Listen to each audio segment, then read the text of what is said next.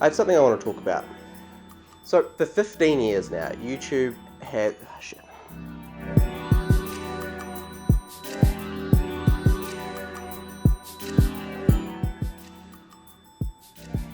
So, for almost 15 years now, YouTube has been the hub of video hosting on the internet. And during its rise from total obscurity to the second most trafficked site on the internet as a whole, YouTube itself has evolved from just a simple video hosting site to something very different, into really one of the most revolutionary methods of communicating ideas and stories since TV. A recent study reported that twice as many kids want to be YouTubers as want to be astronauts, which I guess if you needed any more proof just shows you that a YouTube star is the new movie star. Despite the platform's just incredible success, there's one evolution that YouTube has undergone on its rise that I think might threaten its very existence, and that is that YouTube is big business now. And so, as somewhat of a YouTube connoisseur, I'm going to lay out for you guys what I see, the reasons that I think some of the things that we most love about YouTube might end up destroying it. But I haven't gotten out of the house yet today, so...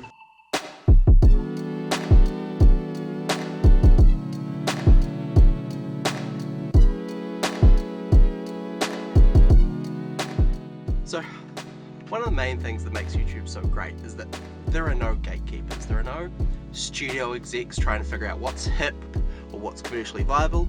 YouTubers get to post just whatever they want.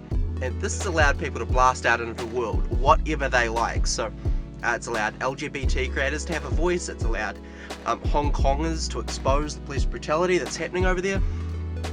It's allowed people that would never ever be able to have a platform or a voice or an audience have that, and that's really important. On the other hand, that lack of gatekeeping means that any idiot can post whatever they like. So 95% of content on YouTube is garbage, including this. White supremacists can post whatever they like, so can ISIS. Apparently there's basically no moderation. You know, it allows great ideas to be spread, but not all of those ideas are good.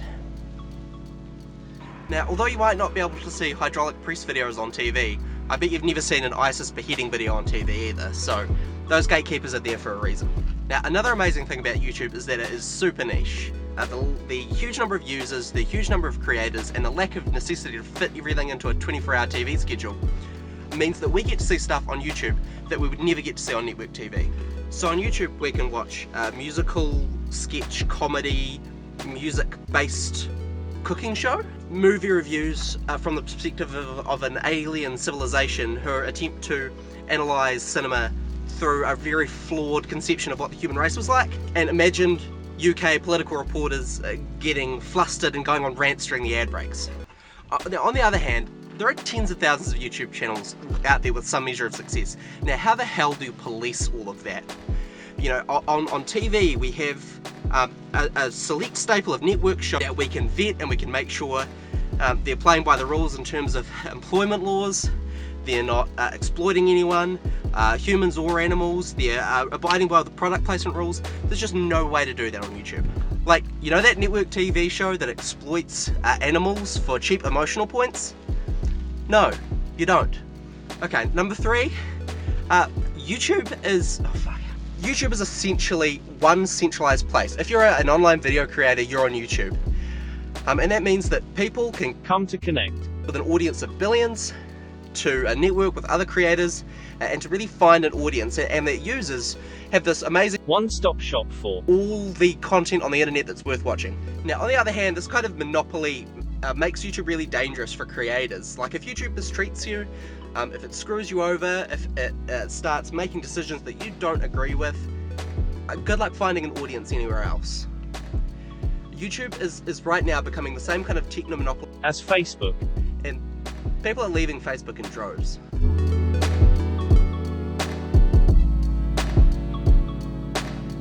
Scratch that. I haven't hit record yet. This one. So YouTube has been pushing its luck a bit with creators over the last couple of years, and most of that stems from the fact that YouTube is no longer just a place for funny cat videos and weird ideas. It's a place to make a living off funny videos and weird ideas. So ever since the introduction of YouTube's revenue sharing program in 2007, YouTube's been pitching itself as a way for niche creators to make themselves, and YouTube of course, lots of money. And that's evolved now to the point where YouTube's largest creators are raking in millions every year on pre-roll ads, on AdSense, on brand deals, on all of this stuff. Now this has raised the stakes for YouTube somewhat, because their platform is now the sole source of income for thousands and thousands of people, and so if they mess up, they could really mess people's lives up. And because YouTube's whole revenue generating relationship now relies on the fact that advertisers are willing to spend money on it, the platforms now run into this age-old media conundrum of the difference between the interests of advertisers, the way they make their money, and the interests of the kind of editorial staff. Now this has been a big problem in TV and in newspapers for ages, but the problem is that there's no small staff of writers on YouTube that you can kind of rein in if you're annoying advertisers. That there are hundreds of thousands of creators, and there's absolutely no way that you can cleanly regulate that so that you can find a balance between the wishes of advertisers and the editorial kind of integrity of the site.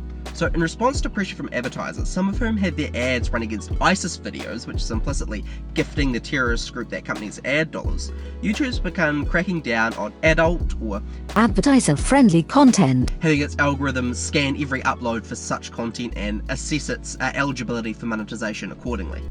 The decreased monetizability of advertiser-unfriendly content, or content the algorithm incorrectly identifies as advertiser-unfriendly, has really started to piss YouTubers off. Some of my friends saw a drop literally of 80%. Imagine you have a day job, you work 9 to 5, 5 days a week, and for that you were paid $500 a week. Then adpocalypse, something completely out of your control, something that you had no part of on either side, and now you're still showing up at work, you're still working from 9 to 5, but instead of getting paid that $500 a week, your take home is now $100 a week.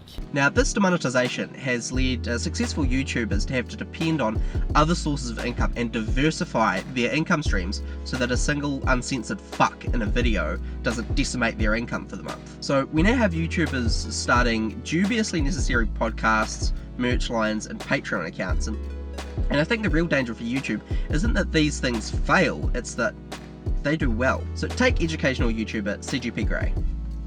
After starting 2 popular podcasts, Hello Internet and Cortex, while on the hunt for ways to diversify his revenue, his YouTube output has plummeted. He also co-founded Standard, a sort of agency that in part helps thoughtful online creators diversify in the same ways. Now, with both audiences and creators starting to get fed up with YouTube shenanigans, competitors are starting to lick their lips a bit. Now, I don't think that YouTube's going to be threatened anytime soon by a new up-and-coming video hosting site, but I do think that platforms with an already huge audience, like Facebook and Instagram, have the ability to expand into video and start to kind of steal YouTube's audiences, and those platforms themselves also say this. They've been pushing that stuff really hard over the last few years. Don't park behind me. Don't park behind me.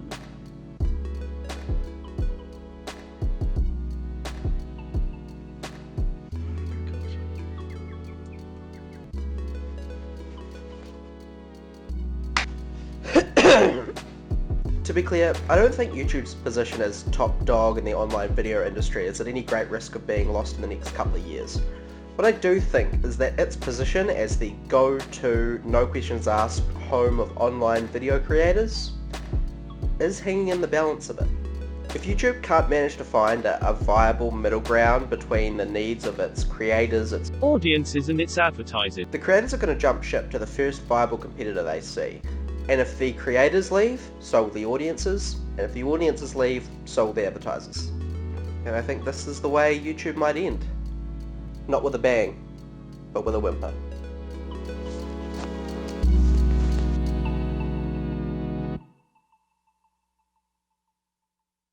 Assessing its viability for... Now, ever since from advertisers, YouTube having their algorithm shit. Fuck!